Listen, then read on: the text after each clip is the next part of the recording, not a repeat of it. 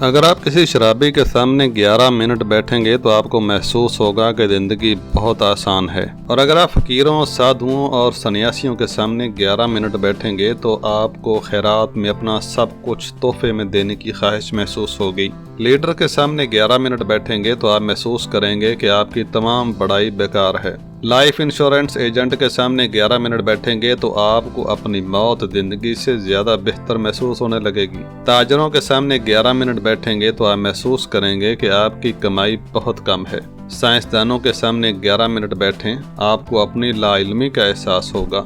अच्छे असातिज़ा के सामने 11 मिनट बैठें, आप महसूस करेंगे कि आप दोबारा तालिब इल्म बनना चाहते हैं। किसान या मजदूर के सामने 11 मिनट बैठें, आप महसूस करेंगे कि आप काफ़ी मेहनत नहीं कर रहे।